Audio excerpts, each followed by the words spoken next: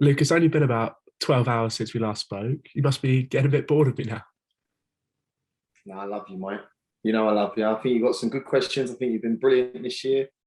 Not bored of you one bit. I mean, what was it? I think less than 12 hours ago we actually got back to the club. So it's a quick turnaround, which I love in football, especially after a win. You want to go and back that up with a bigger win on the Monday. So yeah, no, not bored of you one bit, mate. And what strain do these Saturday, Monday games have on family life for you and the rest of the team?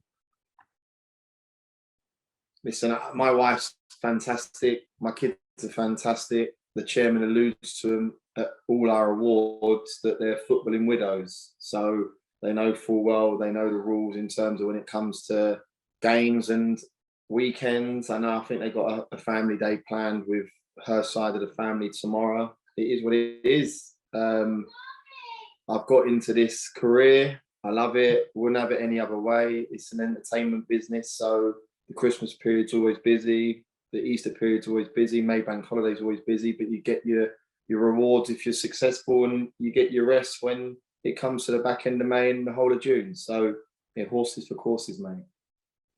And we talked before about the academy players being involved in the squads.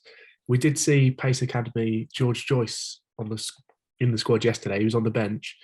What was the reasoning behind that one? Well, obviously, you would have seen at Southend we didn't fill the full quota.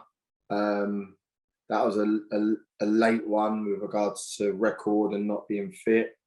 And I think it's only fair that Joyce, who's trained with the first team all year, he's been probably our best under-19s player this year. Very consistent in his play, and I think he deserved to go on the bench yesterday against Stockport. I believe Frankie Raymond will be back for tomorrow. There's a few issues with regards to niggles. I know I've got a conversation with Gabriel at some stage today, because I know there's a couple of players going in to see him with regards to a couple of bits that may hinder them tomorrow. So he may be in the squad again. And I like Joycey. I like him a lot. He'll be involved in our pre-season next year. And you never know, he may get some minutes and absolutely shine. And that's the aim for him with the club and his future. And presuming, based on the size of our squad, that some players can be playing 180 minutes within 3 days, what effect does that have on their bodies going into the latter games towards the end of the season? I think we're seeing it, Mike. I think we're seeing that's why we're having a slight decline in our performances. I think that you look at the early season form, we're very much a Saturday. There wasn't many Tuesday games in there. When you got the oldest squad in the division, by some way, Saturday to Saturday allows you to recover. It allows you to get a bit of work into them at the back end of the week and then to prep them for the Saturday. Whereas when they come thick and fast and you're playing Saturday, Tuesday, Monday, it's going to take some time. We've got boys there that have commonly's not been in the team for some time. He went and put on a great performance yesterday, and I'm going to probably ask him to do the same thing again tomorrow. And he needs to ensure that they're professional over this period. They're recovering and doing their bits as they should be. That's their part of the bargain, being elite athletes. They need to ensure that they're ready to go and put on another performance tomorrow against a side that, in my opinion, go toe-to-toe with Stockport. And I think they're unbelievable. So we need to be right on our game if we are going to go and get another 3 points. And you mentioned yesterday about how relentless Wrexham are. What can we expect to see on the pitch tomorrow in the game?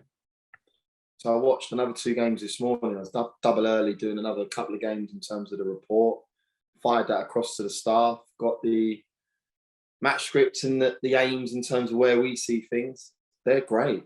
They're absolutely great. They've got Mullins and Palmer up top that play so well together. Got a great relationship. If one's not scoring, the other one is. If one's setting up, the other one's finishing it. I think they got the best midfielder in the division in Davies. He's been immense. He's one of their own. He went to Brighton, then went back. He's having a fantastic season. They're big and strong on restarts. Not so effective on corners, very effective on throw-ons from Tozer. I think they scored 13 goals from his long throw. So there's got to be a right attitude to defending our box. But they got a manager in Phil Parkinson's that CV stacks up against anyone's in the division. He's an unbelievable manager. They've got and galvanised the town, a city, there was 9,600 fans there yesterday. I think they've averaged just short of 9,000 this season. It's fantastic and it's a great story. But no disrespect to Wrexham. There was no disrespect to Stockport.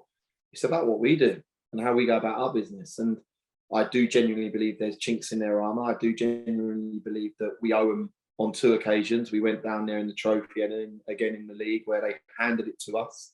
And this wasn't a tight affair. This was ones where they've gone and scored goals against us on 2 occasions. And that's not what our sides are based on. You see that even in when we're losing games, it's very tight affairs. So we owe them a performance tomorrow. We owe ourselves a performance. And hopefully we can get a bumper crowd. I know they're going to be in the 1,000, 1,200 of their support. If we can get 800, 900 of our support, it's going to be some atmosphere. And let's hope we can dent their title hopes.